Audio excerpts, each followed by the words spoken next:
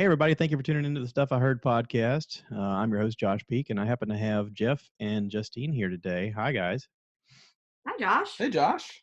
So I'm glad we got to do this. Appreciate you guys wearing your famous shirt there. I've been trying to get those out and about to everybody, and we had sort of a funny thing when you guys, Jeff, you sent me a thing. You're like, "Hey, send me a shirt." I'm like, "Okay, cool." I sent it to what I guess is your old address. I didn't know that you'd moved. I was like, I sent you the thing. Haven't you gotten it? And you're like, where did you send it? And I sent you the address and you're like, oh, we moved 3 years ago. I was like, oh, crap. So thankfully, the people who got it sent it back and said, not at this address. So I got it back here and I just basically pasted over. You saw the label. I just pasted over the correct label and sent it out. I was like, all right, I hope this goes through. But that was one of those things where, when I ordered these shirts, I didn't know what sizes to order, but I had a lot of requests for sizes that aren't me. Like I'm a 2X. So I had a lot of requests for large, which actually on my phone, I started keeping track of a log in my notes of who got what. So I can keep track of, okay, if I order again, what sizes do I need to order? It's kind of a, way to keep track of what you've given out. Cause also, time had gone by and I was like, oh crap, how many have I given away? Like I bought 100, but how many have I given away? So large is my most popular size. I had no idea, but large is the most popular size. I'm also completely out of mediums. I didn't know mediums were going to be so popular. I was like, I don't know that many tiny people, I thought, but I guess I do. Maybe ladies? Maybe. Yeah. My wife and her friends, they're in the gym all the time, so they're tinier. Makes sense. But the 2Xs, I only ordered, I think, 20 of them, and I think I'm down to like, I don't know, maybe 3. So I'm like, all right, that's another popular size. But yeah. So anyway, But that's not a sign of increased obesity in America. I just like baggy t-shirts. All right, I like them baggy too. I like baggy t-shirts. I like to be able to move my arms freely without having to feel like I'm constricted. Yeah. Yeah. All right, fair enough. But some people like them tighter. Some people like to show off their physique. I'm not one of those people, but I used to be when I was out of drinking wear. I was like that. Nobody wants to see your dad bod. Yeah, show off the dad bod. Yeah. I'm going for the Billie Eilish look. Like I want to wear everything baggy so you can't tell what's going on underneath. That's a good sign, actually. Yeah. Yeah, Billie Eilish, she's got that going. Yeah. That's a strategic move. Indeed. Very strategic. Yeah. So anyway, I was just listening. I was listening to my wife. She did a podcast with her friends Friday night, and I was just listening to it in the other room when you texted me, and I was like, "Oh crap, it's 11." I was like, "Yeah, kind of caught me by surprise too." Like, whoa. Yeah, I had ordered a light ring, which I just put an image up on Instagram. I got an LED light ring above the laptop. Oh, nice. So it makes your face a little brighter. And yeah, because without it, it just looks kind of grainy because the the camera on these things are only so powerful. But it is a MacBook Pro. It's last year's model, so it's a decent camera, but it's not like I would get if I used a professional camera like I got laying around here. But the lighting definitely helps. I was turning on the overhead ceiling fan light, and I have a little lamp beside me, and I had the window open for light, and all of that, together, I was like, this is just stupid. I could just order one of those LED lights that uses way less electricity, and it would look great. And it does. It does look great. So that came in the mail Friday, or was it Friday or yesterday? Yesterday. Came yesterday. Easy to set up. Put it together now anyway. So yeah, really easy to set up. It was like $50 on Amazon. I was like, cool, perfect. That's all I need. And it looks fine. It's a little bright when I'm looking into it, but I'm getting used to it the more I do it. The coolest thing is it makes all this stuff look brighter. It is, and that's a really awesome mural. Is that a mural or like a? It's actually it's like a sheet. Okay. Yeah. It was advertised on, I think it was on Instagram. It was like one of those random things about art that was for sale, and this thing was for sale, and I was like, oh, that's pretty. But in case you hear a dog barfing, that's what just happened. Yep. Oh, we have our first ever podcast dog barf. You have live dog barf. But yeah, this thing, it looked a lot bigger before I bought it, but when I bought it, it came out, it's like maybe 3.5 foot by like 6 feet. Yeah, 3x6 maybe. But I wanted it behind me rather than just having the yellow wall, because the yellow wall is it was distracting to me when I was looking at it. I was like, it's distracting. Of course, my wife says this is distracting. I'm like, no, it isn't. It's fine. No, it definitely is fun. It's almost like a Zoom background without putting a Yeah, Zoom background. exactly. Yeah. I was gonna offer Hey. my Tiger King background. Justine was actually thinking about that, thinking it was a Zoom background. She's like, we should use our Tiger King background for when we're talking. Is that a mural of you dressed as the tiger? No, it's an actual Zoom background where you can have like the guy from Tiger King like in the background of your Zoom call. Oh, that's weird. It's weird. It's weird. I put it up in the background a couple of weekends ago for my Bible study group, and hilarity ensued. It was great. Right on. Yeah. So here in Florence, during this whole, stay inside, work from home kind of thing, I have been working in the public. I've been going out, but my days have been cut to 2 days. So I've been spending a lot of time at home and doing research and trying to figure out how to make this all better. So one of the things I did, of course, was I built a 1-foot stand for my laptop to get on. That way the camera angle will be this way instead of this way. Nice. Yeah, I've so been we're not looking watching. at note hairs. I like it. Yeah, there's a YouTube channel I watch called Think Media, and it's a group of people who all they do is come up with content about how to make their YouTube presence better, or how to branch out and diversify and stuff like that. And this one guy, he was like, yeah, you want to have it at a raised position. That way you don't get that weird double chin thing of looking down at your camera. He's like giving you all these tips and stuff. And I'm like, why don't I do that? I got wood out in the garage. I can build me a little thing. So I fashioned one of those up the other day. And then I've been doing some research on cameras. So here's a problem I got. And this might be in your realm. It might not be. I don't know how much camera stuff you do, but for the video component of the podcast, my wife and her friends did one, like I said, the other night, and the audio is great. The audio is perfect. I actually put her in this chair, and then she had 3 friends out here in front of her on the table. Yep. And to do video, I used an iPad Pro.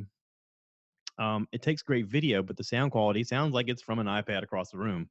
So what I do is I take the audio and I have to load the audio onto Anchor through an RSS feed. You have to convert it to an MP3, and then it converts it to an RSS feed, and it sends it out, and it makes it a podcast. Well, once the podcast is loaded, I can then grab that audio and then drag it into iMovie, put the video from the iPad into iMovie, and then I can match up the volume. Well, it works out in the beginning, because at the beginning, I try to make it consistent every time with, hey, everybody, this is Josh. So you automatically can see when you space it out, you can see the spikes where you're talking, and I try to line those up between the 2 volumes. And then once I get it to where it lines up, I just take the volume from the video of the iPad off. That way it's just got the volume that's already finished. It's got everybody at the right sound levels and everything. And I use that for the rest of the thing. The problem is there's a compression issue of the way it loads. It changes the speed or the length of it. And in that process, the mouth and the words get off as it goes further on. Yeah. And I can't quite figure out how to either compress one of the files or expand one of the files. And I'm thinking that the problem is because I'm using the audio, using the mixer board for everything, that's what's getting it off. I've been looking at cameras. I was actually doing some research on a camera called a Mevo Start.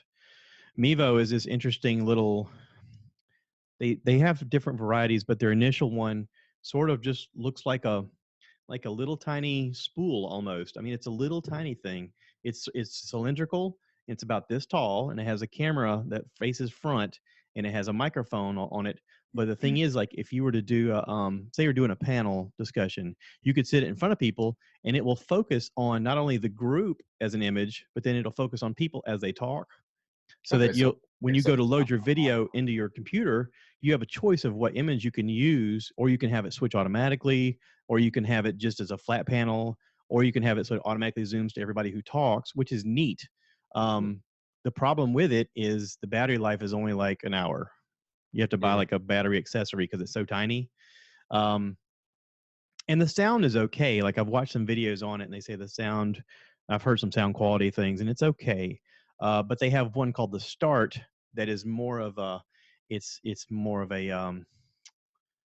mm, I mean, is there a way that it can still stay plugged in and be plugged directly into your computer? That way, at least all the feeds are feeding into one device. Does it not have with to be not with wireless? that one, not with that Okay. one. But the Start one there is, and I want to watch some more videos on it.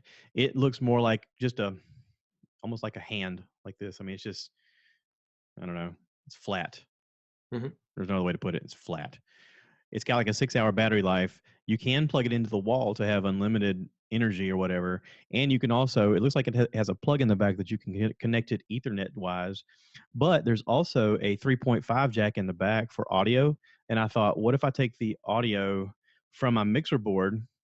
I can take Hmm. I can take basically what the headphones plug into and take a like a male to male plug it in like I've got a jack here, plug it into here, and then plug it into there, and then the audio that it hears, which is basically what everyone's saying, goes directly into it as a feed, and it should play like in line with what they're doing, right?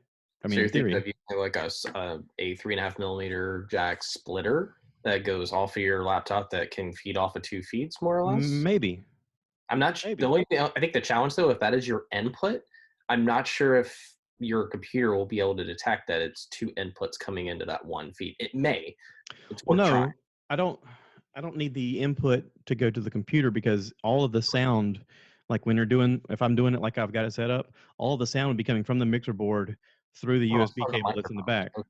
Yeah, Yeah. yeah. So That- the microphone for the camera would then be a feed from that jack from the headphone cables for this, which is like a passive thing. So it doesn't. I wouldn't think it would interrupt it, but you could hear everything that everybody's saying. mhm. um, the only problem would be like sound levels. You can't really change the sound levels for each person.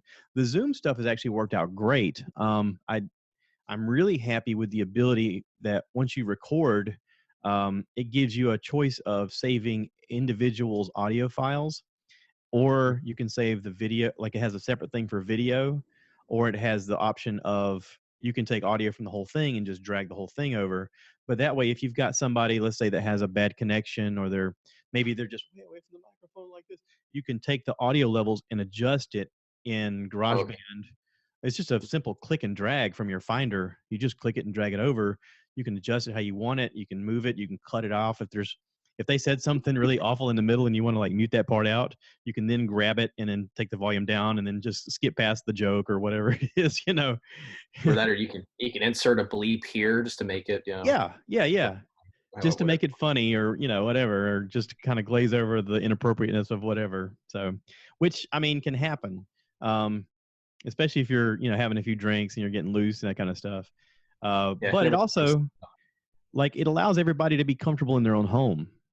So, if people are like, yeah, I want to do it, but I don't want to leave my house, especially with this quarantine stuff going on, or money's tight, I can't afford the gas, or I don't want to risk, getting infected if I come into contact with somebody in public, can I just do it from my house? This allows us to do that. Now, you and I were discussing the fact that there is some security concerns when it comes to Zoom. Indeed, there has been, to the point where there has been an interesting, I guess not necessarily a fad, but this is a technique that social engineers have been using, called Zoom bombing, which is probably well known now, where if you don't put a password on your Zoom meeting, which I saw you did, so good job there. That's Uh, automatic. I didn't really do that.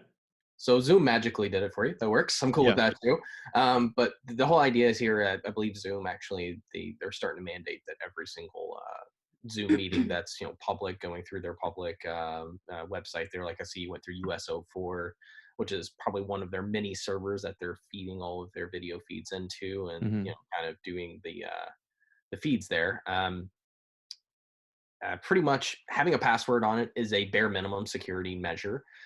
If you didn't have a password on it before, then the idea of Zoom bombing could actually be effective, where basically attackers would build a little small program that would generate the 9-digit code that allows you to sign into Zoom, and they would randomly sign into different like teachers Zoom webcasts that are happening for these various schools, and would end up putting really nasty things such as pornography Oh, in one okay. of the video feeds and then take over the audio, and it was just unbearable to the point where the moderator had to remove them from the meeting. But it was a nuisance, and that was a significant issue.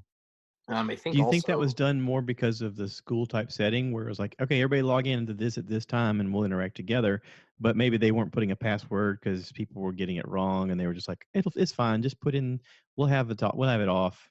But Yep. then like someone looking to take advantage of that's like, ha, I'm gonna mess with them. Ha, let's see what happens. I feel like that comes down to a classic issue that we always run into when it comes to anything cybersecurity is the operational overhead versus Yeah. security, and where do you find that happy medium and balance? It's a very common thing, and that more than likely was an operational easy thing to use, and that's Well, why they you went and that. I talked on the phone recently, and I told you about an incident where, because of your last meeting or your last podcast that you did with us, you were talking about cybersecurity and being aware of scams and stuff like that.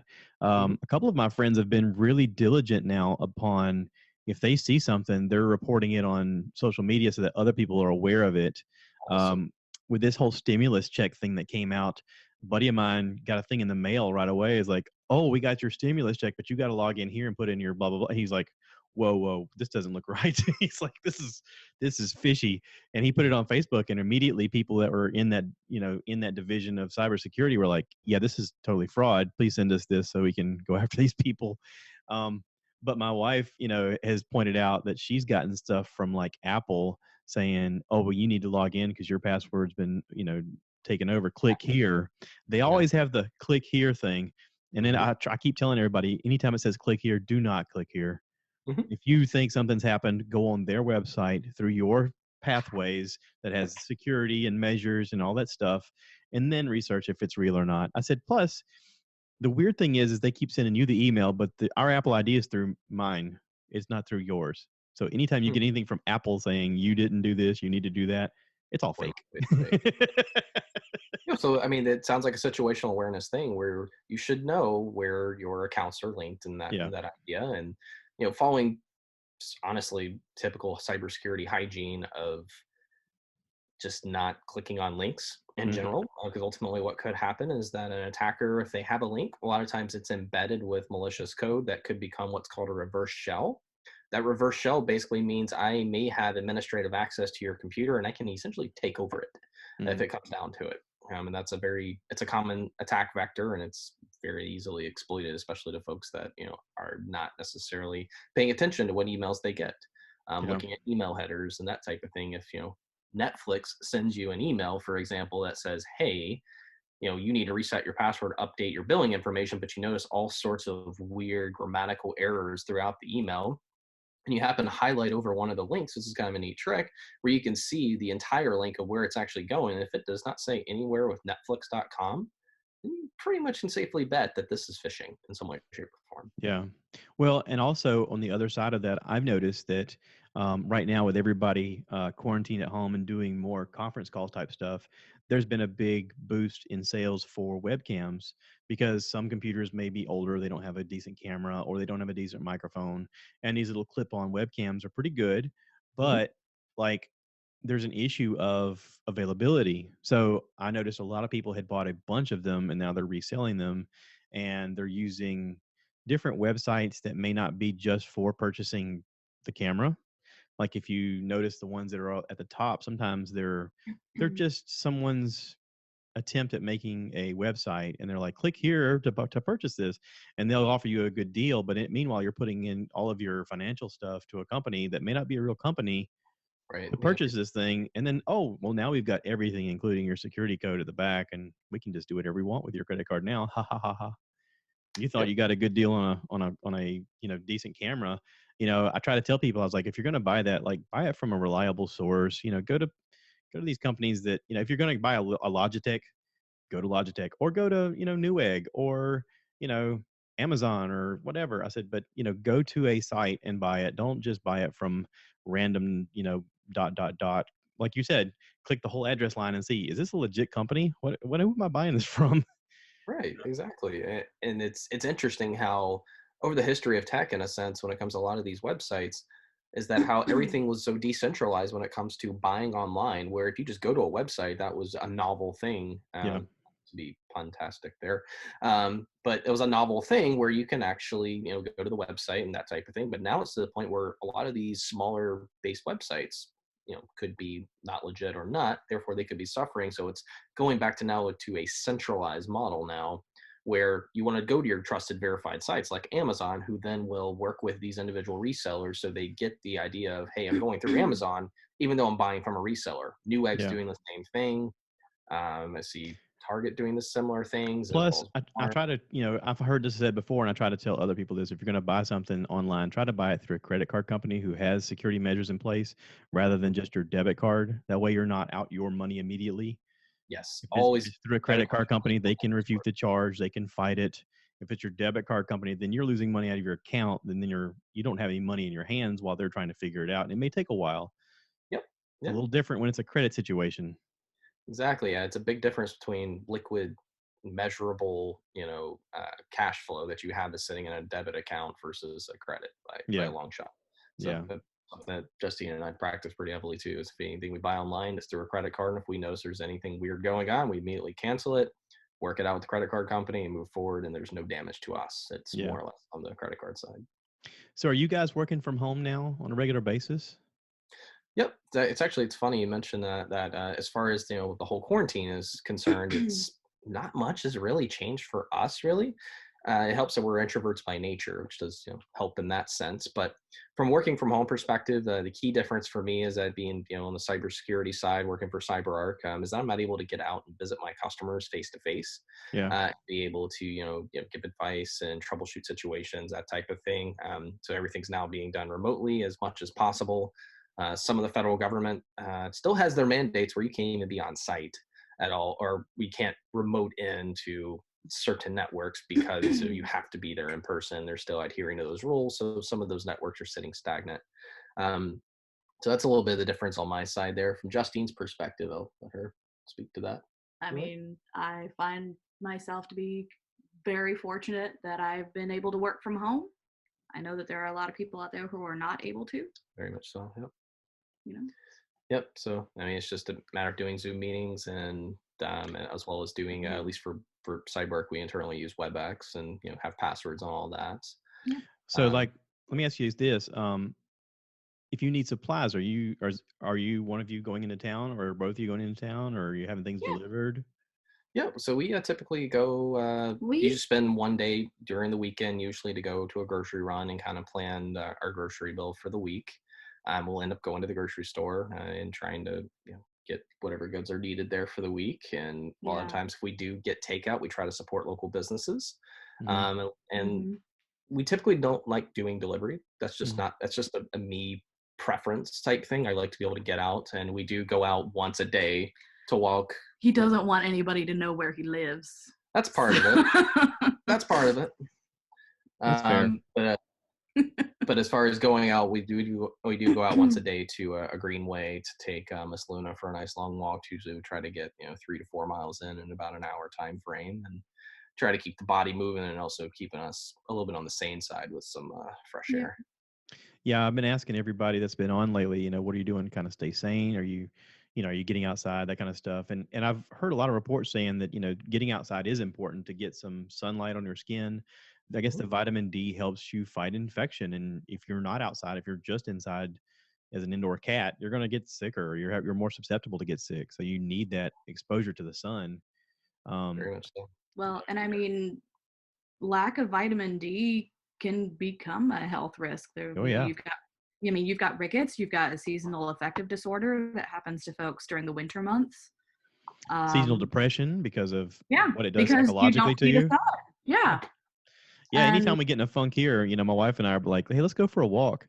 And we've been lucky in the fact that our grandson's been coming to visit a good bit, and we've been out walking around with him. Last night we played Frisbee for a good 2 hours. Nice. He's like 3, and he's learning to throw the Frisbee. And it's like, he'll throw it really horribly, and he's like, oh, I'll go get it. And he'll run off, tear off after it. And the whole time he's running, I'm thinking, good, run it all out. You're going to sleep good tonight. Exactly. Your daddy will appreciate it. Yeah, exactly. So, yeah. but yeah, like keeping yourself occupied, keeping yourself interested. I know a lot of people have gone deep into like shows they haven't watched, or like my brother mentioned that he's learning to play guitar. He's like, I've had this guitar sitting around. I thought, why not learn now? I got extra time. So he's watching YouTube videos and like learning finger placements and stuff like that. He's like, why not? Ukulele. Yeah, I know. So Justine's been actually playing with her ukulele that we bought when we were in Hawaii. Yep. Cool. And has actually learned a couple of stanzas and a couple of songs so far. I bought it when we were on our honeymoon. I was like, this would be really cool to have as an art piece for the wall or something. And it's just kind of been sitting in the corner ever since. You figured, why not play it now? Why not figure out how to actually play it? So Yeah. I've learned how to tune it, and I have learned a few chords, and I can strum along and sing a little bit. And it's been really fun. Actually. You know, I kind of wonder what the social aspect of this is going to be once we all get like a vaccine type thing and we're able to get out in public again. I really think that we're going to start judging each other by, did you do anything during this quarantine or did you just sit around? Yeah. Like we're going to literally start talking about, so what did you do? And like people who have done things are going to bond in a way that people who didn't aren't. I binge watched the Tiger King documentary on Netflix, but I also You're not alone. Ukulele. I didn't watch it, but you're a lot of people have.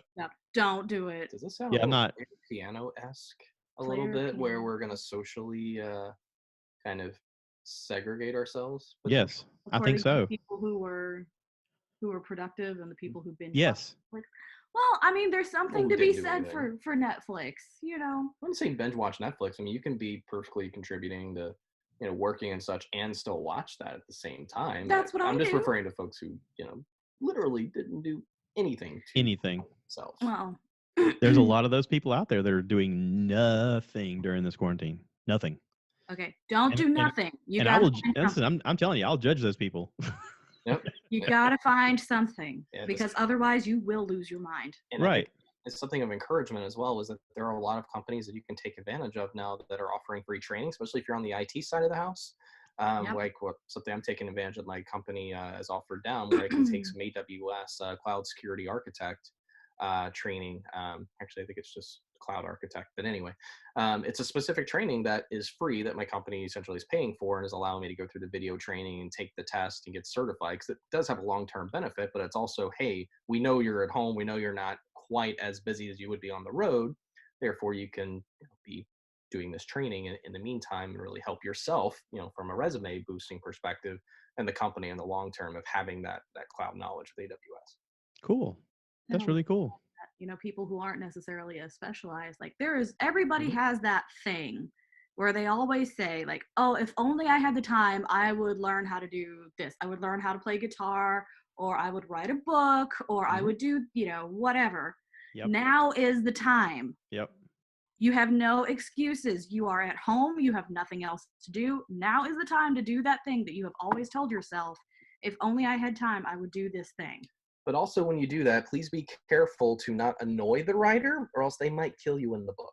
You're not dead yet. Shut up. I'm still here.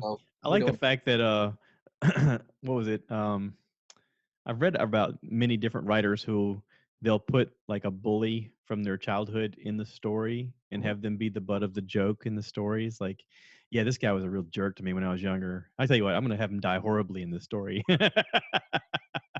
And they'll base the character on that. I'm like, that's so awesome. I'm not naming names, but you know who he is. He's listening right now going, I wonder if she's going to talk about me. Could be. There's that song, You're So Vain. I bet you think the song is about you. Yes. If you're reading it, you probably are. Could be the case. And it's funny. But all characters are fictional. Any resemblance to persons living or dead is completely coincidental. Yeah, you got to put that in there for legal reasons. Absolutely. It's not you. It's a blend of everybody. I tried to get into Woody Allen once, and I watched this movie. I guess it was during the 80s, and the whole movie was about his family and friends were upset at him because he wrote about them in every movie.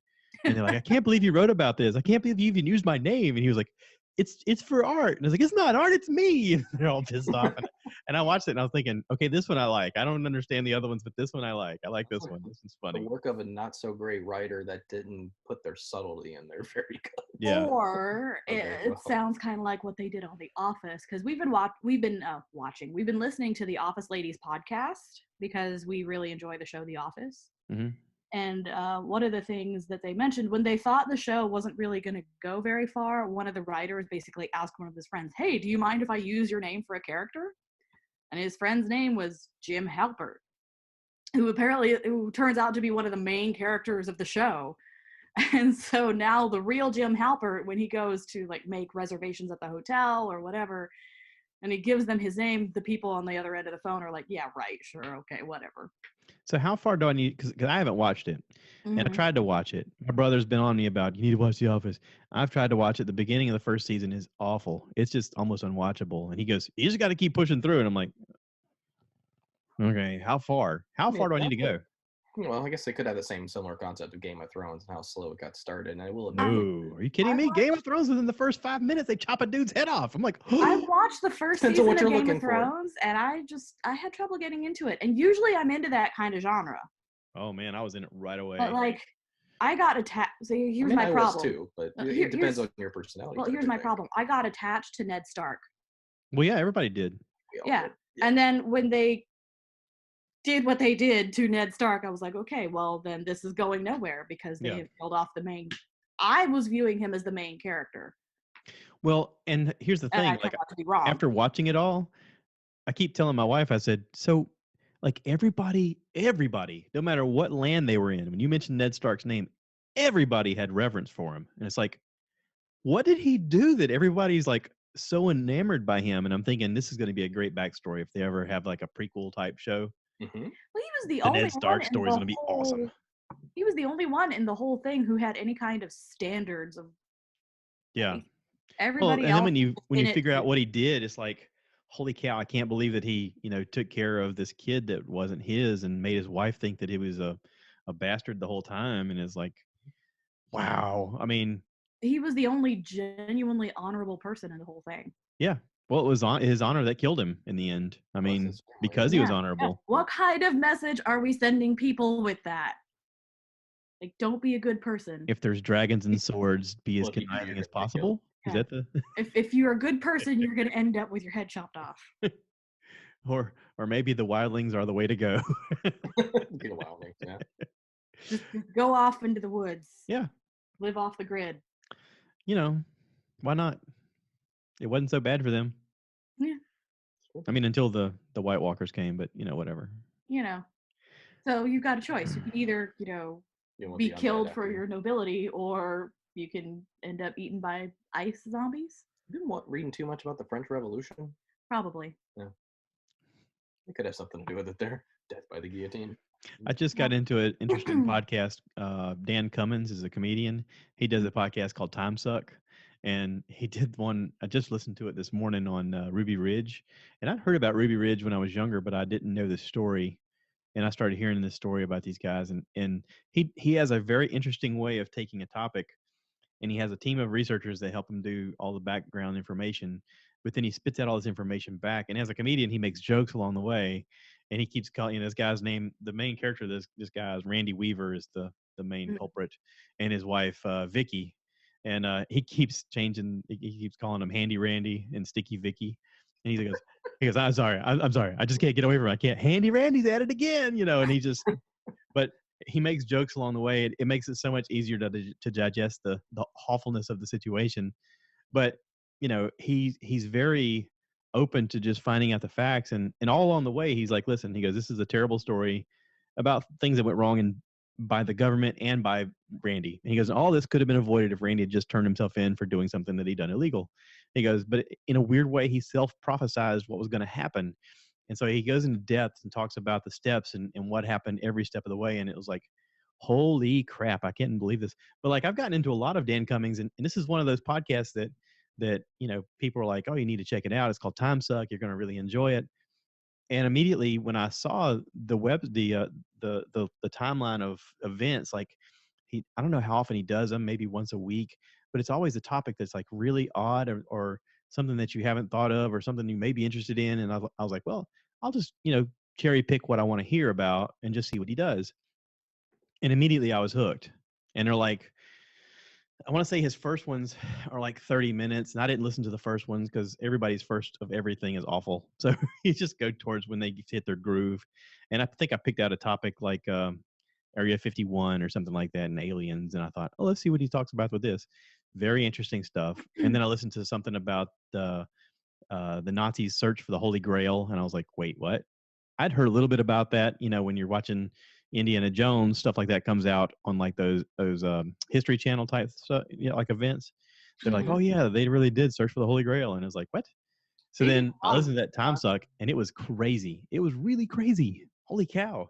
Yeah. But he attacks every subject like that, and every one that comes out now, I'm like, oh, I got to hear that one too. I got to hear that one too. Like it's like I'm learning, but I'm also getting a good laugh from it all too. I mean, I don't know what it is about Who it. doesn't want laughter when you're learning at the same time? I mean, if Yeah. everything is boring and you're falling asleep at the keyboard, then what are you doing? Well, and right now everybody's looking for stuff to keep them busy or occupied or whatever. So like, let's say you have time off and you want to like invest some time to learn something new. This is another avenue of a podcast that you could listen to that's like entertaining and educational at the same time. But yeah, I mean, everybody's looking to do something, and like YouTube right now, I think they're flooded with people watching like learning courses and learning how to do things and also just entertainment stuff. Like that's one of the reasons that I kept doing this on the YouTube was because people say I like listening to it, but sometimes I just want to watch it. And I'm like, really? I'm like, oh yeah, I like watching you guys. And I'm like, okay. So doing them through Zoom then allows, I don't know if you know how this turns out when you put it on Zoom, but because of the way it's filmed, it focuses on each person as they talk. So it's almost like you're hanging out in the room, except mine has this weird background behind me and you guys have the sunlight behind you with your roof angled. But very similar to how your camera that you were talking about was it pivots to the person that's talking. Yeah. That's the active volume and such. Okay, cool. Yeah, which is great. I mean that's how you want to have it. As long as people have a decent, sound system or whatever, then even your regular, camera or your microphone from your laptop is going to pick up decently if you have a nice laptop, which I know you do. Yeah, but it's probably the same model as yours. I think you maybe have a model newer MacBook Pro, and yeah, camera seems to be working great, and fiber internet here at the house. Yeah, all good. I've seen some people say that if they have like even any kind of microphone, even if it's a USB microphone, that it makes it sound a little bit better. I did find that if I don't plug my headphones into the side, then I have feedback, and I don't want feedback coming through because like a weird, I don't know, it's a reverb kind of thing, and it's like talking into an echo chamber a little bit. So I was thinking that podcasters like to just have their headphones on when they're talking. There's a legitimate reason. Okay. Well, and not only that, like even if you're in the room, it is nice to have the headphones on because sound wise, I can hear how everybody's sound level is, so I can adjust it. It'd be different if I had like an engineer, somebody who could sit behind the monitor and do all this, and I could just talk. But like I've watched a lot of podcasts on YouTube and stuff, and Joe Rogan does a lot of them also. Where sometimes they'll wear the headphones and sometimes they won't, and sometimes people will say, do you prefer them on or off? And he goes, doesn't matter, whatever you want. He goes, if you can hear your own voice, sometimes you can tell whether or not you're speaking properly into it.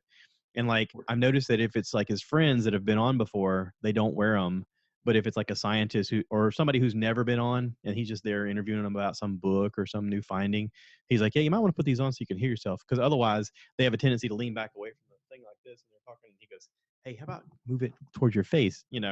If they hear themselves, then they know whether or not they've moved too far away. So it's kind of like you're leading them a little bit, But yeah, I mean, the technical aspect of this, I've learned a lot of this just by trial and error, and I kind of wish you were here to kind of help me figure it out along the way. But it's been interesting to teach myself. I mean, it's one of those things where once you teach yourself, you're like, oh, I figured out how to do that. Yay. And you kind of want to run around the house.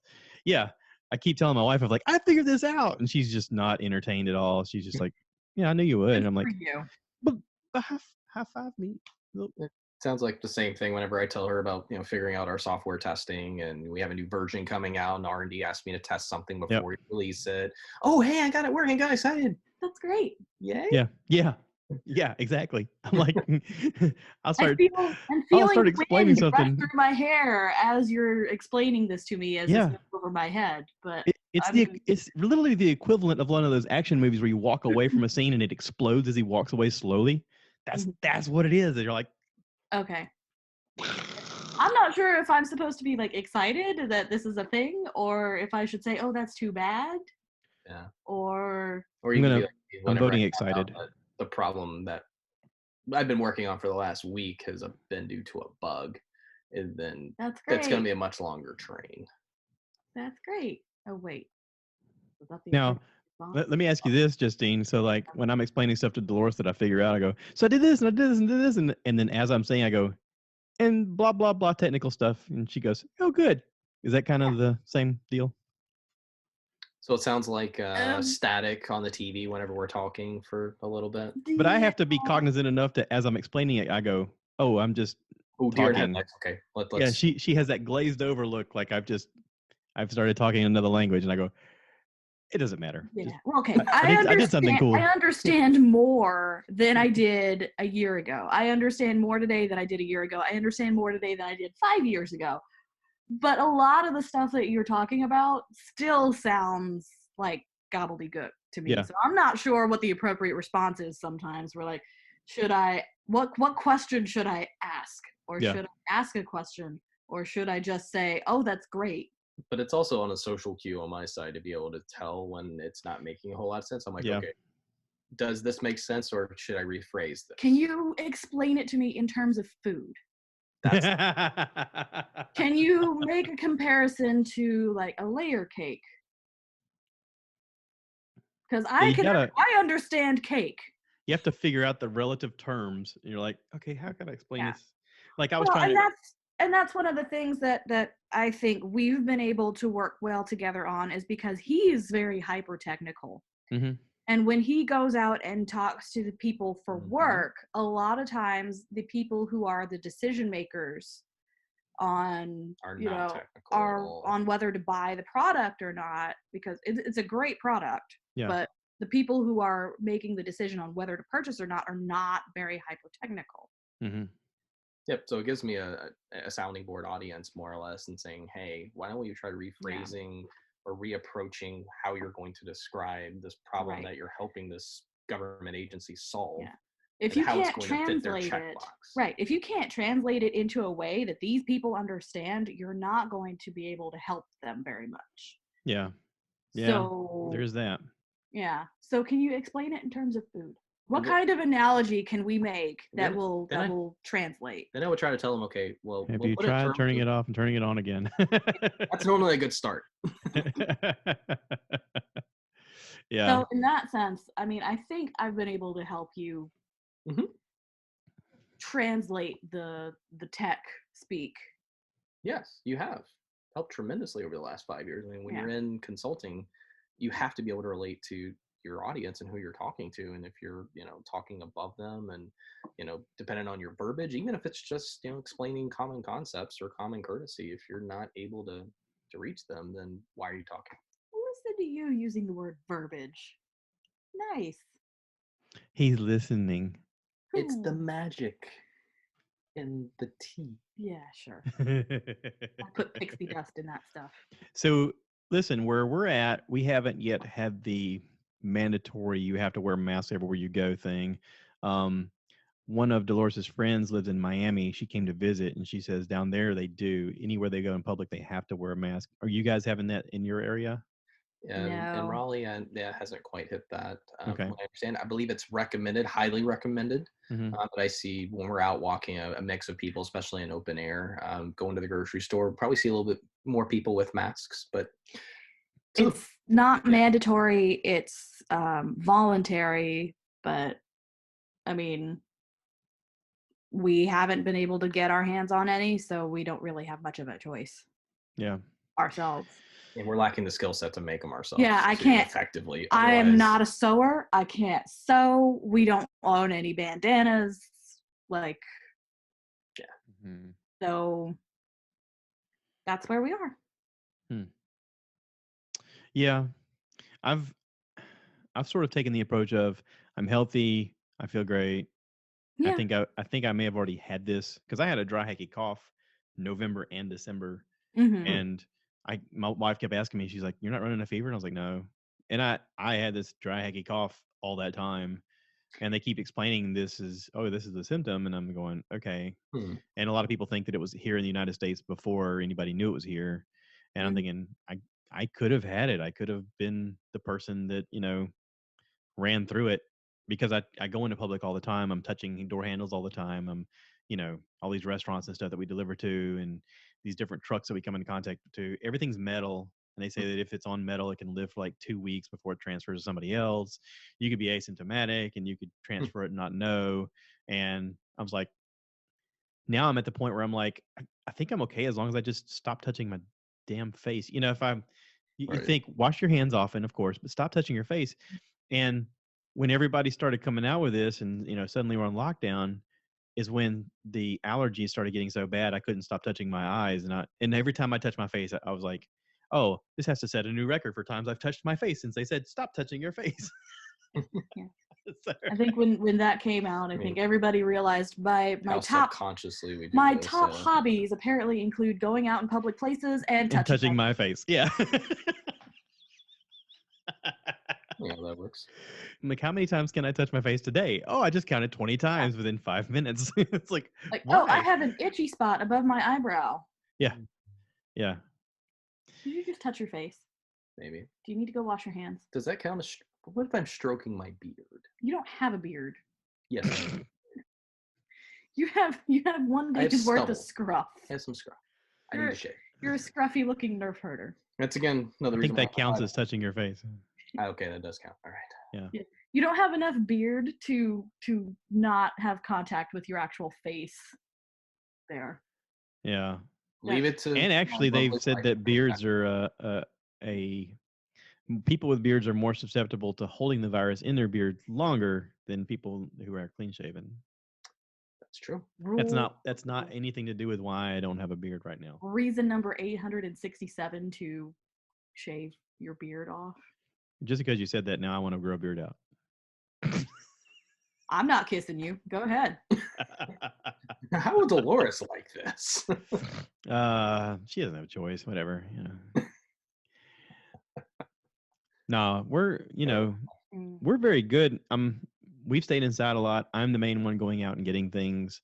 I've been doing all the food runs. I've been doing the runs to Lowe's. I made a comment to her the other day. I said, I got back from Lowe's, and she goes, "How was it?" I said, "I think I'm pregnant now." She was like, "What?" I was like, "There's so many people there." I said, I felt like if I didn't keep moving, someone was going to pick my nose at any second. I was just like, they were everywhere. I had 2 ladies physically run into me.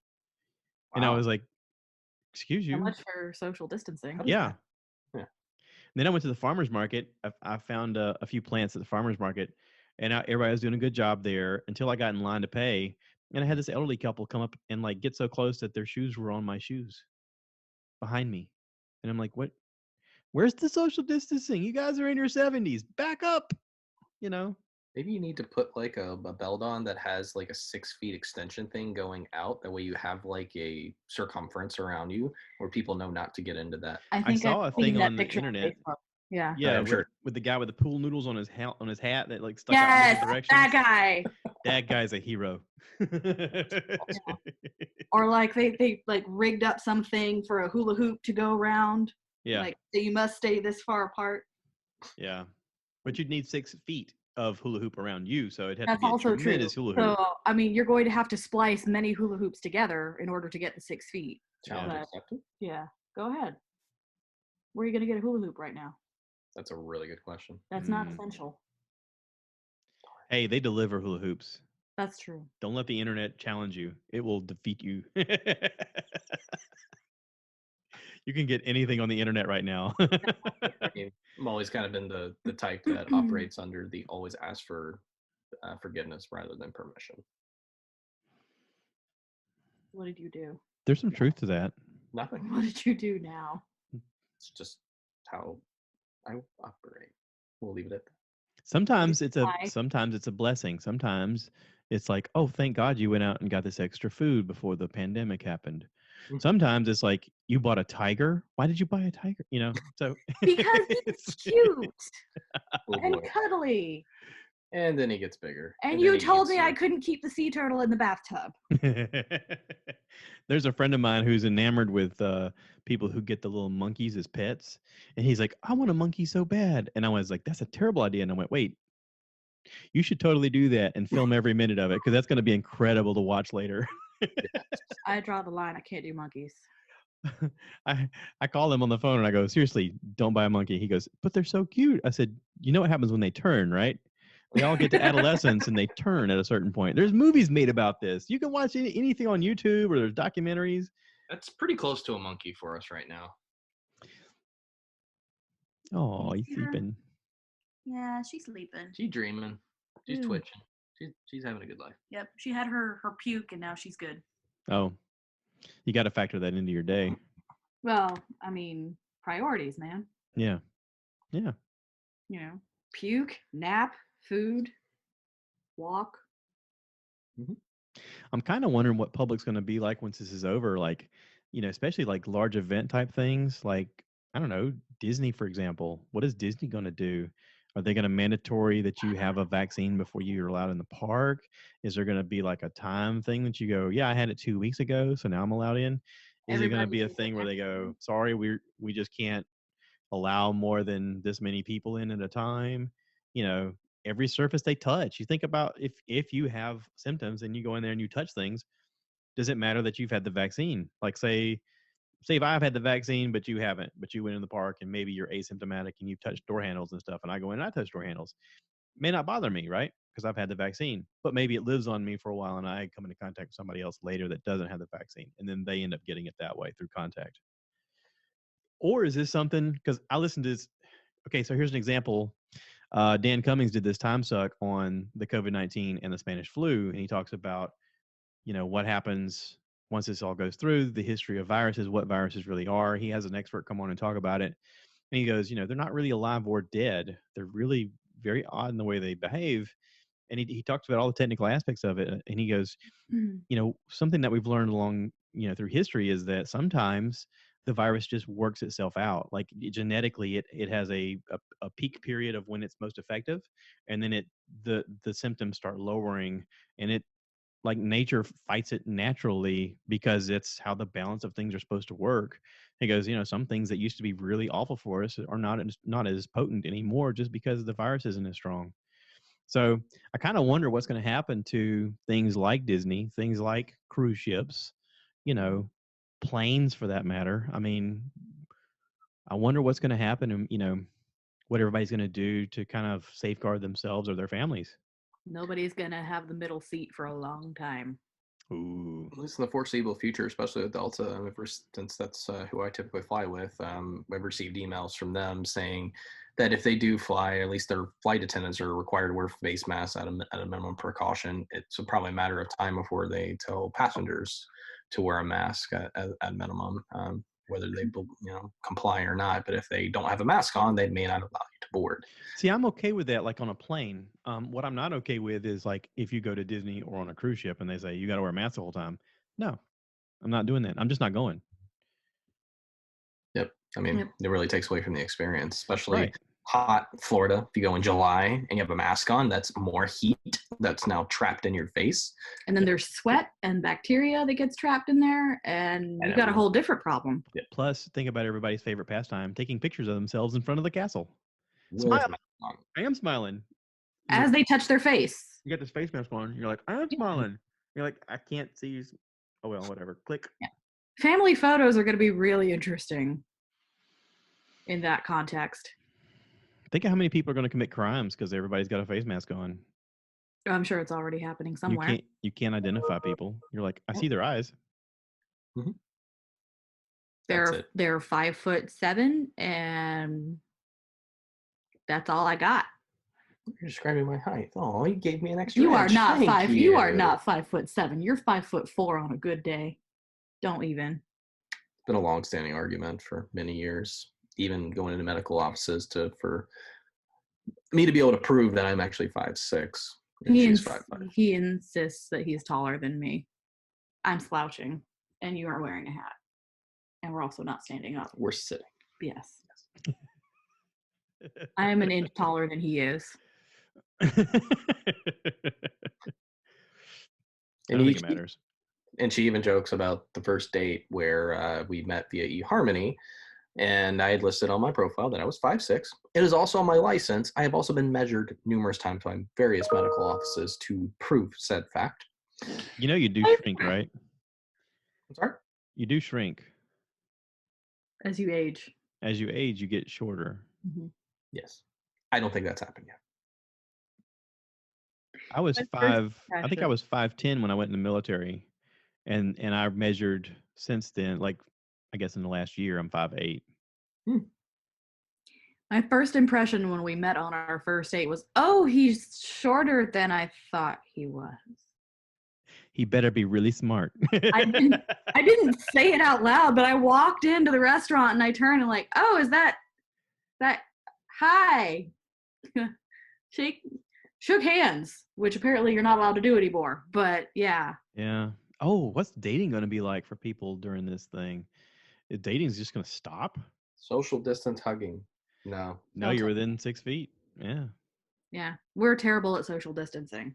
That's going to be really weird for think about that. Holy cow. You can't shake hands. You can't hug. You can't do any of the other stuff. Do it. Yeah. You can't kiss. You can't be within 6 feet of each other. Forceful abstinence.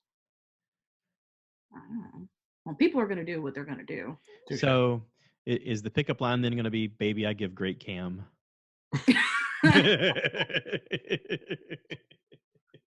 You got to log on to see more. No, it's going to be... I can't imagine. I've got 40 rolls of toilet paper at my house, baby. I can imagine. You want to stay over? I am prepared. Yeah. If anyone did any surveillance on what's happening on Zoom calls and some of the things they would see. I don't want to know. Yeah. Yeah. Hey, NSA, we hear you. Yeah. Well, and I mean, what are the competitors right now? Zoom is the big one everybody's talking about, but like, I know some people are using Skype, but not many. I've seen advertisements for new ones that are coming out, and I'm thinking, yeah, there's a lot of these technological things that were right on the cusp of becoming a thing, but Zoom just hit it off right off the bat. I mean, and during this initial period, they've lifted all of their regulations as far as like your time limits and your quantity of people limits, and they're like, just use the service, and if you like it, when this is over, just sign up and whatever. Mm-hmm. Yeah. Which is a great business model and a way to saturate a market and absolutely become a market leader and learn a lot from the IT perspective of how much load you can really handle. And how plus then you get people comfortable with the product, and people are creatures of habit. They're going to be like, well, I really liked using that before. Why would I want to switch now? I like this. I got everything set up. Yeah. Especially from a marketing perspective, you can make it a verb, like I Zoomed someone. Yes. That's instantaneous. Automatic advertising. Yeah. Yeah. I mean, I'm part of it. I've been putting on Instagram and YouTube, hey, check out our Zoom podcast with Jeff and Justine, stuff like that. And people are like, that looks really good. How'd you do that? So it's just creating a buzz for them. It's all free advertising. Mm-hmm. But, thank goodness technology's finally at this place. I don't know. It's going to be interesting to see how this all plays out in the end. Yep. It is amazing how far it's come along, especially over just really the last 5 years, and then you never know where it's going to really go. Yeah. Long term. Yeah. No, one thing, I'm ready to get on a baseball field again. I bet. Shout out to my team here, the Wake Blue Sox. We're a men's baseball team that's in Raleigh, and we play in a couple of different leagues. And I know those guys are really feeling it right now, feeling the itch to get out. And hang on, we're working with the local authorities here. Eventually, we're going to get out on our fields and be able to play again and kind of resume life as normal, hopefully. Yeah. Well, it was interesting watching the draft the other night, and as we're watching it, I'm going, are they getting drafted to never play again? Could be. What's going to happen there? Because these guys have to be in close contact with each other all the time. Mm-hmm. I mean, that was the reason that they shut down all sports. I mean, basketball and baseball and all this stuff was just kicking off into their stride. Hockey, and then suddenly it's like, yeah, we just we got people that are coming up positive, so we can't have you guys interacting with each other. And it's like, holy cow, what's the next step? And it really is all tied into a vaccine, I think. If we don't have a vaccine, then it's going to be one of those things of you either get it or you don't. Yeah, I mean, I feel like it's the vaccines of when we get as children, especially going through elementary school, where we couldn't even go to school if we didn't have things like a tuberculosis vaccine and several other things. I feel like it's going to be a part of everyday vaccination that you have to have in order to be I guess, a contributor to the society. I wonder how the anti-vaxxers feel about this right now. I haven't heard much from them lately. Lots of memes. Yeah. I hadn't heard much of them lately. Seen a lot of jokes. Yeah. Lots of jokes. But I haven't seen anything from that segment. Yeah. Touch my face. I noticed. I'm trying to use a tissue. I am in my own home, and I promise to wash my hands. I'm trying to use a tissue if I touch my face. So here I was thinking you were crying, laughing, and you're using that too. Some of you're it's not sinuses. Funny as you think you are. Thank you for the gratification there, knowing that I'm not funny, so I don't try to use that same joke when I'm talking to my customer. Yeah, don't do that. Much appreciated. Yep, you got it. Yeah. Well, guys, I appreciate you guys doing this. Keep you on the straight and narrow. Thank you for being on. Always a pleasure, Josh. Yeah, absolutely. You got anything to promote? Anything to promote? One thing I want to think about, I know we talked about this from a cybersecurity perspective and social engineering. There have been things circulating on things like Facebook, Instagram, where you can kind of fill out like who's your favorite or who's your superhero, I guess, or something like that. Yes, your favorite, your first childhood pet, right. If you don't fill those out. Yeah. Do not fill those out. That you're giving out personal information, and frankly, you could be giving out your bank information if someone had already hacked your password and now they're doing the security checks, and those essentially are those same questions. Please don't fill those out. I know they're exciting and they make it a game. And matter of fact, I think Justine can probably elaborate a little bit more on the gamification. It is a social engineering technique where if they can turn something into something fun or a game, people are more likely to fill this stuff out and give the information and publish it online. Yeah. So, like, it's a phishing technique. Yeah, it's a phishing technique. And you don't know, once, you fill that out, you tag a friend and, all of that stuff. You don't know who's actually going to see that information. Mm-hmm. And it could be, it looks innocent, but a lot of the questions that they use in these things are the same things that they use to verify, like, your bank password when you log into your bank system or other things. Like, what was your address when you were 10 years old, or what was your childhood pet, or what's your mother's maiden name, stuff like that. Don't answer them. It looks like fun and you want to participate, but your privacy and your safety is always first. Yeah. Well, and along those same lines, I think there's other ones that are designed to be fun, like click here to find out which Disney princess you are. And they ask a lot of the similar questions, and I'm going, exactly. Oh, please don't do these. And my wife does every one of them. I'm like, please stop doing these. Yeah. She's like, sometimes I just want to know what kind of zucchini bread I am. I'm like, no, stop it. Stop doing those surveys. Give fake answers or something. Yeah. Well, I change if I'm going to do one of those, I know, don't hurt me. I change I'll take it like multiple times and change the answers every time. But do as I say, not as I do. Don't do it.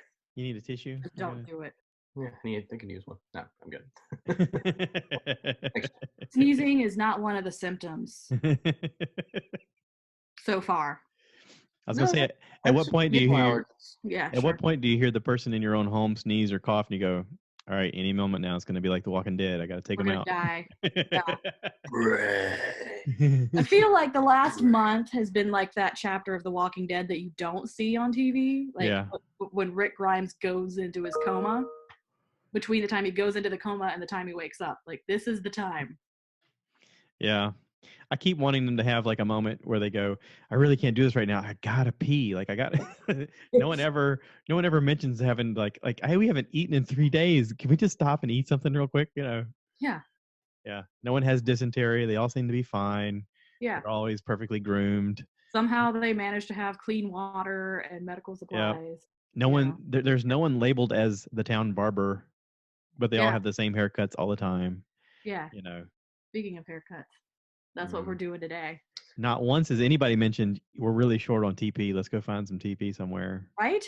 You know, they've been on a run a lot, and there's not much hygiene going on. I mean, it's just a thought. I'm a little bit disturbed by this, and I have a lot of questions. I'm always trying to find the flaw in shows. I'm like, no one's got a toothache. There's not one person that's Has anybody brushed their teeth since Yeah. this whole thing Yeah. started? Yeah. Is all that their a little thing? all Is the that little not a thing raids inside those anymore? grocery stores. No one's ever been like, hey, grab some toothpaste, by the way. I really need to brush my teeth. Yeah. I mean, just real life stuff. You expect some real life stuff to come in there at some point where someone's like, I really have to take a shower. Please find some soap. It's like, Like, have you smelled me? yeah. Well, if you smell like death, the zombies might think you're one of them. So maybe that's it's a tactic. A tactical move. Mm-hmm. Yeah, I don't know. But I'm still spoiled and soft. I would prefer not to resort to that right now. Right. Yeah. I'm sure. Yeah. It's okay. I'm a Disney princess. Which Disney princess are you? Click here to find out more. Tell us about your childhood pet. Yeah. Well, guys, I appreciate you coming on and doing this. Again, if you got anything you want to promote or talk about anytime, just let me know. This is kind of cool. I like doing this through the Zoom. Yeah. It's fun. Yeah. It's good stuff. It looks good. It sounds good. I think it'll all be fine. Yeah. Sounds good. Looking forward to seeing the finished product. And yeah, definitely like listening to you and Alex talk about Final Fantasy VII Remake, and they've kind of been playing that when I get a chance as well. Do you have a PS4? Oh yeah. Yeah. So I asked him, I said PS4 or Xbox? He's like, PS4. Mm-hmm. It's better. I was like, really? I'm worried that if I spent that kind of money and my clumsy hands wouldn't have the coordination to do what I used to be able to do because it's been so long since I played. Yeah, it's like riding a bike. Do pick it back up. It'll take some time. You'll die a lot. Oh yeah. Yeah, I'm sure. I'm sure. But also, I'm sort of the mindset of you can either create or consume. And if I'm just consuming, then I'm not creating anything. And right now I want to use this time to create. It's true. There you go. So I'm trying to keep myself disciplined enough to just force myself to create over and over and over. It's the only way you get better. It's true. It always takes practice more and more. What is it that Rachel Hollis says? You have to be willing to suck for as long as it takes to get better. Yeah. And accept that you're sucking. And accept that, you're going to suck for a while until you get good at it. Yeah. No one ever starts off immediately as like, I am the best ever. Look at me go. I'm sure Beethoven in the beginning he plucked away and they were like, what are you doing? Yeah. I mean, we can't all be Mozart, So. Indeed. Awesome. All right. Well, thanks for doing this. Everybody out there listening, if you guys want to check them out, I do have a fan page on the Stuff I Heard website, www.stuffiheard.com. Also, there is merch for sale on there as well. And as always, cue the cow.